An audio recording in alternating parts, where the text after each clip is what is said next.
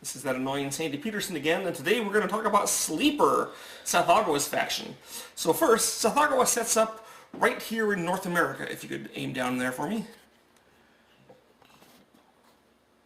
Here's his symbol. It's kind of brown, but technically his color is more of an orange. So he sets up there, he puts his gate down in Nakai, which according to Lovecraft is in Oklahoma, and there is his beginning area. It's kind of off in the boondocks, kind of away from the other factions in the game. This is a little advantage for him in some games. Okay, so his faction ability is Death from Below. During the Doom phase, he can spawn a free monster anywhere he has a unit. It has to be his cheapest monster. So for example, if his cheapest monster is the wizards, so he would spawn a wizard. You know, if both wizards were on the map, he could spawn a Serpent Man. If all the wizards and Serpent Men were on the map, he could spawn a Formless Spawn, and so he can kind of ratchet his way up. And there's various strategies for him based on trying to get a costlier free monster during the Death from Below phase.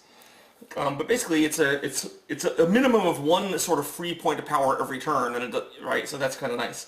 Okay, so let's talk about his critters. So he has let's see, 1, 2, 3, 4, 5, 6, 7, 8, 9. So he has 16 figures. He starts off. He has 2 of these guys. These are the wizards, and they're riding a huge bat face thing with a really disgusting face. And these have a combat of 0 and cost 1 point. And they're your cheap guys. You can get one for free in the second turn, or if you manage to summon them both the first turn, then you can get a Superman instead. Here's the Serpent Man. They're a little better. They're a slim line guy. If you look close, he's got like a Cobra hood going for him, and I really like him. So the Serpent Man rolls 1 combat dice and costs 2. So he's a little more. He can do something, unlike the wizard, who is just there to be a Soul-Cough unit. Then we have the Glory of the Formless Spawn. This is sort of your favorite unit. And the way the Formless Spawn works is it rolls 3 dice.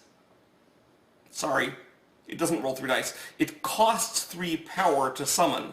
Now, the number of dice it rolls depends on how many Formless Spawn are in play. And it's equal to the number in play. Not in the area, just on the whole map. So if you have your first Formless Spawn is only going to roll 1 die.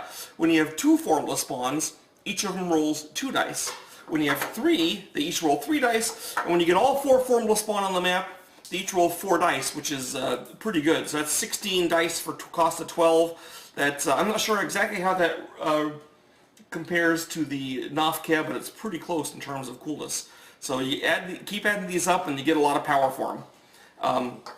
They have another function, which is the only way to get Seth Agawa himself, which is your great old one, is to have a Formless Spawn on the map somewhere. And the way you get Seth Agawa is you look for a place where you have a Formless Spawn, you pay 8 power, and place Seth Agawa in the same area. Unlike, say, Yog-Sothoth, you don't lose the creature, he just has to be placed with it. Your Formless Spawn stays there too. Now he just has Seth Agawa along with him, for what that's worth. Now, Seth Agawa's combat is kind of interesting because it is equal to the power of his opponent.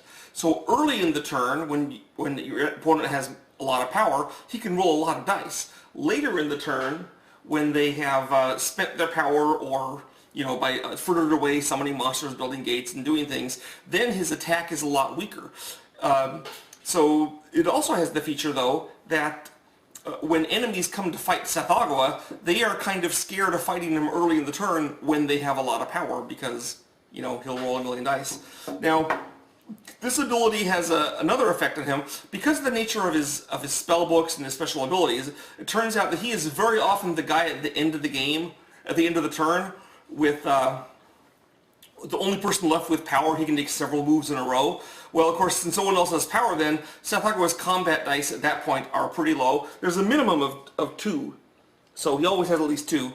But so he's kind of sad he isn't rolling a million dice. On the other hand, they can't do anything about his moving around and doing stuff. So I say if he wants to have lots of combat dice, summon the Formless Spawn, and they'll give him all he needs. I mean, 2 of these guys in one area, if you have all 4 on the map, rolled 8 dice, so, I mean, that's plenty for any rational need. Okay, how does he get his spellbooks? Well, he has kind of an interesting way of getting his spellbooks. Half of his spellbooks come as a result of him spending power. Oh, wait, almost forgot. The signature ability of Sathagawa, and one that really fits my Lazybone Sons, it's called Lethargy. And what it is, if Sathagawa is in play, you spend 0 power on your action, do nothing. That's it. So you essentially pass and say, I am being lethargic, and then the next players go, and then you can pass again, and then of course what happens is the other players have to spend power every turn doing stuff while you sit there idly watching them, twiddling your thumbs, going in and getting a drink from the a beer from the fridge or whatever, and then finally when they're all out of power, then you spring into action and use all that power you've hoarded to do terrible things to them. Now, savvy players will see that you're doing this, and in an attempt to make you at least spend some power before the end of the turn, they will come and move units in areas so you have to respond, or you have to fight them, or do something. And that's how it is. But the lethargy is still affecting them because they're doing something they maybe wouldn't have done otherwise, just to stimulate you to a response. So it's pretty entertaining. Okay, so your spellbooks. 3 of your spellbooks are spellbooks where you spend power to get an effect. So one of them is your action for the round, spend 3 power, and every other player gets 1 power, and then poof, you get a spellbook. So the other players like that because they all get a power, so they kind of cheer you on at that point. And you usually save that for a place when your power is pretty good and it won't help them that much, because of course it helps them. Then you have another interesting one, which is as your action for the round, spend 3 power, 1 other player gets 3 power. I've seen Sathagawa, the Wind Sleeper, try to use this to negotiate with people, saying, hey, if you don't pick me for that Groth or whatever, then I'll give you the 3 power for the spellbook. Or if you point the first turn marker at me or away from me, I'll give you the 3 power. There's various deals you can try to make. Or you can just pick the person who's furthest behind and give him 3 power, so then he can play catch-up. Which will hurt you less than giving it to someone who's like way ahead. So that's that one. Then he has another one which is really fun, which is, again, spend 3 power. All these are spend 3 power for you. But this one, every other player loses a power. So they're sad when you do it, and you kind of cackle because, of course, you lost 3 power to their 1, but you also got a spellbook, so, what the heck. Okay, so next, he gets a spellbook when he rolls 6 or more combat dice in a single battle. This is pretty easy to do if you have Sathagawa in play. Otherwise, you want to have probably 3 of these guys in play, this Formless Spawn, because then they'll each roll 3 dice, and 2 of them can roll the 6 dice. They don't have to score any hits. All they got to do is roll 6 dice in a battle. It doesn't have to be a battle you declared, but usually it is, because like nobody wants to fight you when you're going to be rolling 6 dice, so that's how that goes. His last 2, he gets a spellbook when he does a Ritual of Annihilation. So this one always comes, because eventually you're going to do a ritual anyway, or, people that don't do rituals don't usually win, so you're going to do a ritual. And it does inspire Sathagawa to often do his rituals a little earlier in the turn, because he wants to get the spellbook, and he wants to pay less for it, so he tends to go ahead and bite that bullet on the second. I've seen him do it the second turn, but he does it fairly early, so he gets his that spellbook. I'd say first turn. My son says he's seen it the first turn. That is extreme, but yeah, it could happen. If you really want that spellbook, Although it seems to be, it'd only give you one doom point then. That's kind of sucky. They always lose if they do it though. Okay, he also says they always lose if they do it. So got that? Don't do the Ritual of Annihilation the first turn. Second turn though can sometimes work. And the final one, as always, is summon your Great Old One. So he summons Sathagawa, you get a spellbook. Yay. Sathagawa is not usually the last guy to get his spellbooks. He's usually not the first either. He's somewhere in the middle, and the reason is because all those spellbooks where he has to spend 3 power to do it, so he kind of like he doesn't want to do this all in one turn, so he kind of parses them out over several turns. Also, the spellbook where he rolls 6 dice, you can't really do that early game, so you have to wait for a little while until you can pull it off. So it's usually like the second or third turn when you can do that. So he's not the first, he's not the last, he's just, there in the mediocre middle. Okay, as far as spellbooks, not as far as a faction.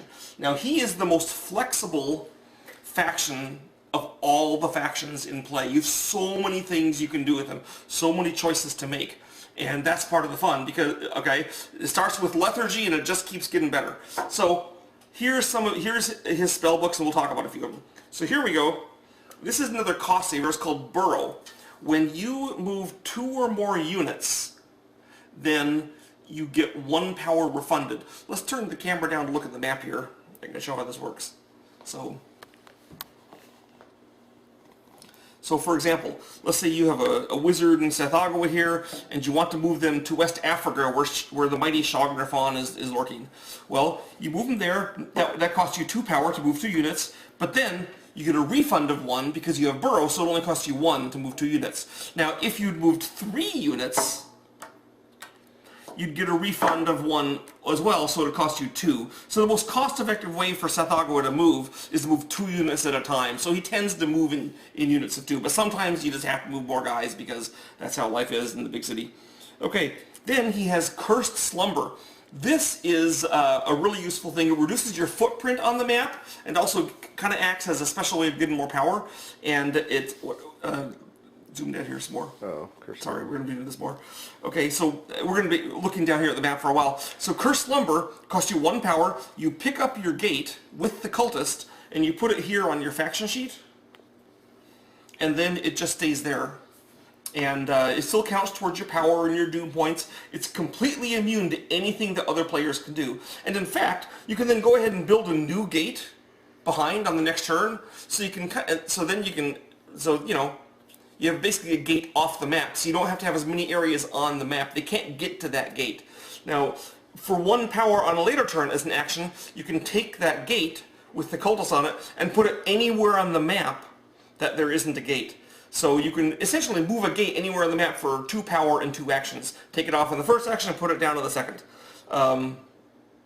Quite often, they'll just take the Cursed Lumber and take it off and put it on their spell book and just leave it there forever. But sometimes there's a reason you want to pump it down somewhere else. For example, I've seen players turn their home area into a gate creating factory where they Cursed Lumber gate for 1, then plop it down, say, in Arabia for 1, then they build a new gate, then they Cursed Lumber that, then they put that somewhere, then they build a new gate, and they keep... This way they don't have to go move somewhere to build a gate, they can just like be teleporting around the map. So it's expensive, but sometimes it's like a useful way to go. Okay, so let's talk about the other spellbook. So the wizards have a pretty handy spellbook. It's called Energy Nexus. Okay, this is pre-battle, so to speak. Before a battle takes place in an area containing a wizard. So here we have Shoggothron coming to fight me. We'll get Tsathoggua out of the way because he wouldn't want to fight him. And here's a couple of servers of the Outer Gods helping him out for whatever help they offer, which is maybe not much. So they're coming here to fight me. Before the battle, the Energy Nexus lets the side with the wizard do an action. Then the battle continues. So, for example, you could do the action of move. So you take your guys, move them out, you move 2 units. If you have Burrow, that only costs you 1 power. So for 1 power, you just escape the battle and it's cancelled. So for example, in the late game, you can be moving Tsathoggua around with the wizard. When someone tries to come fight you, you use Energy Nexus to back out of the battle. And this is before pre-battle things happen, so it's really handy. You can also use it to do anything else. For example, you could use it to, if you had a gate in an area you came to fight you could summon a monster before the battle. Or you could Cursed Lumber the gate out of the way so it can't be hurt. Or you can do any action. In theory, you could do the lethargy as your action, but that's kind of pointless because, I mean, for obvious reasons. So, Wizards, Energy Nexus, you have so many things you can do, and it's impossible to describe them all because it's every action available to you is something you could do. It has to originate in the area, though. It has to be, it has to originate in the area. For example, you couldn't take an action of move more guys into the area because that didn't originate in the area. You can move out, you can't move in. Okay? So, Energy Nexus. Okay, Serpentmen have a spellbook. It's called Ancient Sorcery because they're all ancient and sorcerous, as we know. And so what Ancient Sorcery does is you spend 1 power, you remove a Serpentman from the map, and you put it on another player's faction sheet on his picture. Okay? And what this does is, for the rest of that turn until the next Doom phase, you get to use that faction's special ability. For example, if you put this on Crawling Chaos's sheet, then you could fly for the rest of that turn. And not only that, since you have burrow, you can burrow and fly. So Sathagawa, along with another guy, can move 2 spaces. It's not clear to me how he burrows and flies, but he's interdimensional and stuff, so it all works out. So if you put it on Yellow Sign's faction sheet, you'd get to copy the special ability of his faction, which is the Feast, which is you gain 1 power from areas that have a desecration marker, so then your units would get 1 power from desecrations too, and so forth. Now, if the faction special ability calls out a specific Grey Old One by name, notably Cthulhu who does this, then it's as if Sathagawa was that person. So Cthulhu, for example, his special ability is when Cthulhu is eliminated, you get him back for only 4, and you get an Elder Sign when you summon him. Sathagawa would get that ability if you copied Cthulhu's. So, if you can use Beyond One, if you copy Opener of the Way, and so forth. So there's a lot of different ways of using the ancient sorcery. Again, it depends on who your opponents are, what the situation is. It's all very situational. Sathagawa has to be really flexible and see things how they are at the moment, because it's that's how he rocks. There is not a specific spellbook for the Formless Spawn. We figured that the fact that their combat goes up the more of them there are, and you need them to summon Sathagawa, are all interesting enough. Plus, they are the major source of your combat dice. Well, unless Sathagawa is fighting really early in the turn. Sathagawa has 2 awesome spellbooks that make him really, really cool. One of them is enemies hate these spellbooks. Let me just make that clear. Here's the first one. Capture Monster. Sathagawa can capture an enemy monster in the same way that other Great Old Ones capture cultists. You can do it to monsters. So here's an example. Here is Sathagawa in this area with these other monsters. Now, he can't capture these servitors right now because there's an enemy Great Old One there, Shoggoth. So we'll move him over to here. He doesn't want to be there. So now here's enemy monsters. You say, I'm going to capture a monster. You pick up the monster and you put it on your card. It's that simple. During the next Gather Power, you return the monster to the enemy's pool and you get 1 power. Doesn't matter how much the monster cost, you only get 1 power for it. So it works like capture card. So for example, if you capture a mighty spawn of Yogg-Sothoth, which costs him 4, you still only get 1 power. On the other hand, you captured a spawn of Yogg-Sothoth and paid 1 for it, so it's pretty nasty. That's one of the things that Sathagawa tends to do late in the turn after he's lethargied a lot. Bop around the map, often with... You never move alone when you're sleeper, because you have burrow and you'll move 2 at a time. So you walk around with your little well, often a energy nexus wizard. You walk around capturing monsters as you go, and when someone tries to fight you back, you use energy nexus to run away. So it's pretty obnoxious. Another obnoxious ability he has is that of Demand Sacrifice. If Sathagawa was in play before the enemies attack you, they have a choice. They can choose either to lose a doom point or to let Sathagawa have an Elder Sign. Or is it a doom point? No, it's an Elder Sign. It's an Elder Sign. If he refuses to do one of these options, then all of his dice that roll kills are changed to pains. He can't kill your guys. Well, he can if he spends a doom point or gives you an Elder Sign. So, but usually they hate that choice. They don't want to lose a doom point. They certainly don't want to give you an Elder Sign, so they look sadly at you and, roll the dice and only pain you, because that's what they have left available to them. So your units are hard to kill because of Sathagawa, because they have to pay you to do it. You can capture their monsters, which outside combat, you're not really into combat that much. You do have combat dice you can roll if you need to.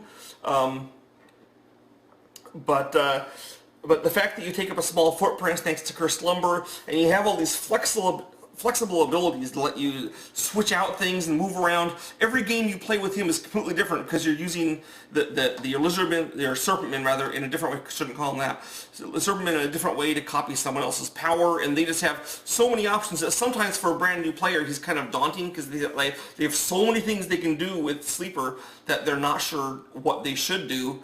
And the answer is that with all those options, there's bound to be several that are all good. So try one of those.